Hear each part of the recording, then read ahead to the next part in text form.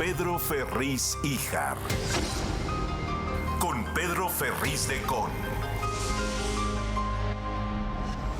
Y en esta mañana de viernes estoy aquí con mi hijo Pedro para hablar con ustedes de manera sabrosa. Sabrosa, como siempre. Sí, sobre lo que... Ayer, un día pretendidamente grande, que no es otra cosa, creo, más que el culto al ego. No, punta de payasos.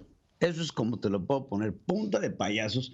Pero no me lo vas a creer. Ahorita entramos, si quieres, al tema del magno festejo, que parecía más... ¿Te acuerdas de esos premios que hacían en el Auditorio Nacional que se llamaban las Lunas del Auditorio? Sí. Bueno, parecía más un premio de las Lunas del Auditorio que un festejo político. En verdad... ¿Pero qué se festeja? Bueno, ahí vamos a empezar, ¿no? Entonces, justamente por ahí, porque no me lo vas a creer. Hoy el presidente decidió arremeter contra la prensa otra vez. Y otra vez contra Raimundo. Otra vez le pega a Raimundo, porque de que te trae entre ceja y oreja, no deja, no deja. O sea, dicen que cuando la perra es brava, hasta los de casa muerde. Pero bueno, el presidente hoy arremete contra la prensa porque dice que nosotros somos unos mentirosos, todos unos mentirosos.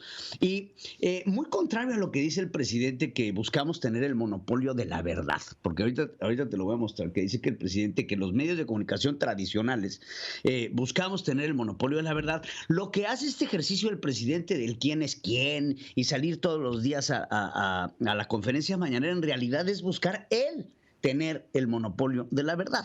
Ayer presenta un informe de gobierno en donde el único logro que le veo al informe de gobierno el día de ayer es que ha presentado más informes de gobierno que ningún otro presidente. Lleva 9, ¿no? Por eso, pues ese logro es ese, porque si hablamos de delincuencia organizada, si hablamos de crecimiento... Me llamó la atención, perdón, de lo de la delincuencia organizada. Dice que en lo que va a su gobierno no ha detectado el nacimiento de nuevos cárteles. Ahorita se lo preguntaron en la conferencia mañanera, porque justamente sale el periódico Reforma, al que el presidente considera un pasquín inmundo, con una nota en primera plana diciendo justamente esto, ¿no? El presidente ve 3, que son los 3 más grandes: el cártel Jalisco Nueva Generación, el cártel del Golfo y el cártel de Sinaloa. El de Sinaloa, exacto. Entonces, no se habla de todos los demás, que hay más de 20 grupos del crimen organizado. Y se lo preguntan al presidente y dice, sí lo reconocemos, pero es herencia de los gobiernos neoliberales. O sea, la retórica del presidente, dice él, porque no es así, que bajo su mandato no han nacido nuevos grupos. Entonces, de cierto modo tiene un tanto de razón, porque ¿qué pasaba anteriormente? Cuando se corta una cabeza del narcotráfico, surge un efecto que es conocido como el efecto Medusa. Se corta una cabeza, nacen más.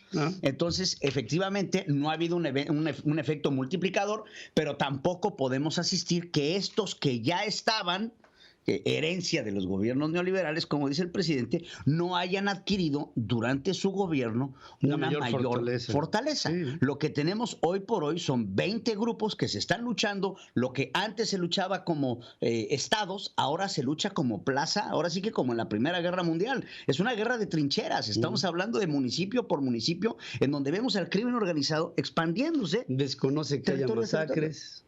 Tenemos 10 masacres después de las elecciones, y así podemos seguir 40 masacres en lo que va del año.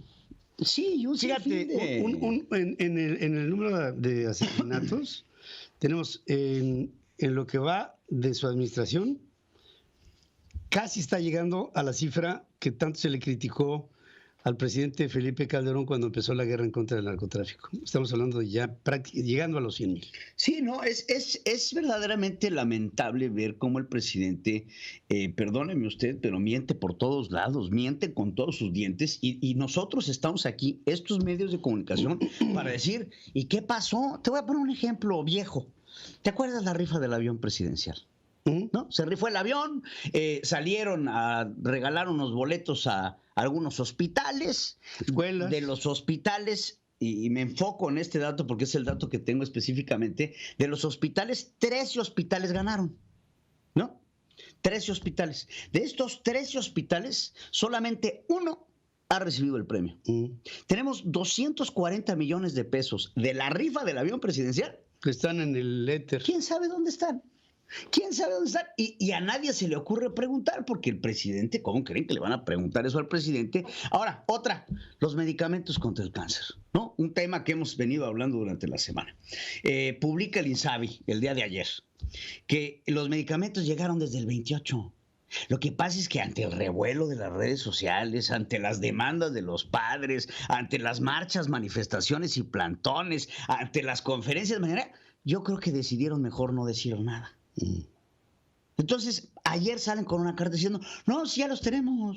30 millones de unidades que se han repartido a lo largo del país, pero decidieron no decirle a nadie, y ni siquiera otorgarlas. Entonces, es mentira tras mentira tras mentira. Nos vamos al sector económico. Ayer hablaba el presidente también. Hay un crecimiento económico que ya no es del 5, sorpréndete, es del 6. Entonces, cada vez que el presidente habla, el crecimiento económico crece. Y entonces, hoy me da mucha risa porque dicen, nada más me preocupa la inflación. Y dice, la inflación hay que tenerla controlada porque Estados Unidos se está recuperando muy rápido. Entonces, como Estados Unidos se está recuperando muy rápido, y tiene razón el presidente, hay una gran demanda en México. Y México, como el presidente no atendió el problema económico de la pandemia, apoyando a las empresas, no tiene capacidad de reacción. No, aunque sí hubo un aumento en el endeudamiento. A veces otra de las mentiras del presidente. Sí. Entonces, es que este gobierno no se ha endeudado. No. Entonces, vemos el nivel de endeudamiento de nuestro país y vemos que la deuda pública ha crecido. Entonces, es una tras otra, porque el presidente tiene otros datos. Él tiene otros datos para absolutamente todo, pero son datos que no se pueden ocultar. Y entonces el día de ayer vemos perdóname, pero un circo en el Auditorio Nacional en donde ya en la tarde, en donde Mario Delgado es abucheado y Claudia Sheinbaum es ovacionada gritándole presidente, ¿no? Presidente. A una mujer que la estamos viendo en el gobierno del Distrito Federal, que perdió la mitad de las alcaldías. Perdió la mitad de las alcaldías, que se le cayó la línea 12 del metro por no tener mantenimiento, que dejó ir y caminar a la famosa Florencia Serranía sin siquiera pasarla a testificar ante el Ministerio Público por lo acontecido. Sí. Y ahí vemos el circo, maroma y teatro, y vemos a los que se están perfilando como presidenciales. Ahí a Santiago Nieto saludando de la UIF. ¿Qué haces ahí? Es un evento de partido. Santiago Nieto es un funcionario federal. Es una punta de ridículos. Y claro, a todo el mundo le extraña que no haya estado el futuro político de Mario Delgado, porque bueno, vemos a Morena cada vez más debilitada, pero no solamente más debilitada, digamos, con respecto a su presencia ante el electorado. No, yo veo a una Morena muy fragmentada, en la que hay algunos tiradores que están ocultos. Mira, uno, Alfonso Ramírez Cuéllar.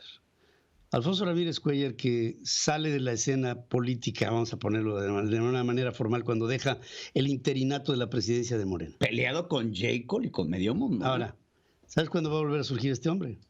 Cuando venga la propuesta de una reforma fiscal. Sí. Y la tiene cocinando. La tiene cocinando. La tiene cocinando y el país, o sea, nosotros... y por eso es nuestra obligación advertirlo, vamos en el último trimestre del año, vamos a tener que enfrentar uno de los procesos más dolorosos para el contribuyente mexicano, porque las condiciones se van a endurecer en una reforma fiscal que va a ser, yo pienso que va a acabar debilitando todavía más a las estructuras corporativistas de Morena ante el potencial electoral. Y aparte se viene una crisis económica. Yo sé que esta cantaleta puede ser que el auditorio la haya escuchado. ¿Sabes que bajó el crecimiento en junio? Claro, pues es que justamente son esos indicadores los que estamos viendo, en donde, miren, las crisis económicas hoy por hoy no son de sopetón. Una crisis económica no se da de sopetón. Es como cuando uno tiene gripa, ¿no? O de repente, si no se cuida esa gripa, se puede derivar en una neumonía.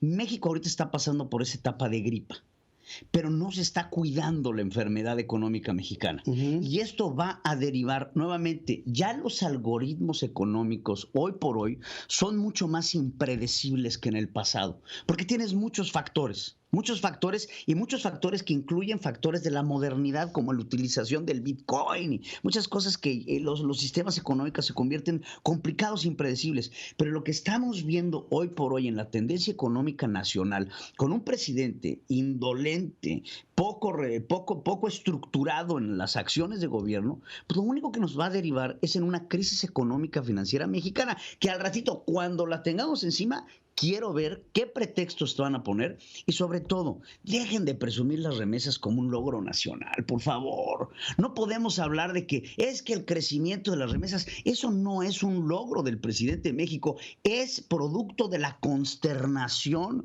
de la preocupación que existe en los mexicanos del exterior por ver lo que está sucediendo en sus mexicanos del interior.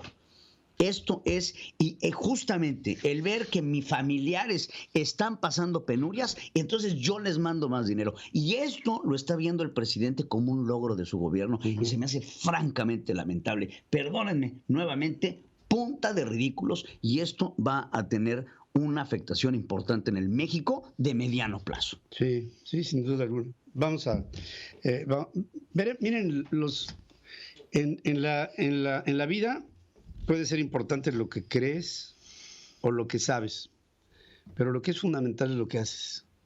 Claro. Y lo que hace un hombre como el presidente de México y su cuarta transformación es el venderle a todos la idea de que está, en esencia, de que está conduciendo al país hacia un mejor lugar. Y yo nada más me quedo con una pregunta, que no hay indicador para ella, porque no hay gráficas en ella. ¿Sigue en riesgo en México la democracia? Pues primero hablemos si hay democracia en México. Creo que ya no estamos hablando de riesgos o no. Estamos hablando de si hay o no la hay. Sigue habiendo entonces, ¿no? No, el riesgo está. El riesgo porque está. No hay. Sí, por supuesto que sí. Y para mí es indicador que no es un indicador que se puede medir en gráficas, nos está conduciendo hacia lo que este país, más adelante vamos a platicar con ustedes, por una vía que es la de la militarización de México. Estamos viendo cómo el país está cocinándose hacia la consolidación de una dictadura. Si en 31 meses de gobernar al país, hoy el poder del presidente tiene a la sartén por el mango, en los próximos 3, ¿qué se podrá construir en control de este presidente para tener el absoluto dominio sobre todo lo que pasa en México? Ese es para mí el riesgo más grande. Hay un riesgo latente. Por supuesto que sí. Bueno, vamos a hacer una pausa. Gracias. Bonito viernes. Bonito León, Guanajuato, la feria con su jugada. Ahí se apuesta la vida. Y se respeta al que gana. Ni modo, vámonos ya porque nos vamos a servir uno. Regreso después de estos mensajes. CentralFMequilibrio.com. Conéctate con Pedro Ferriz de Con en esta era digital a través de CentralFMequilibrio.com.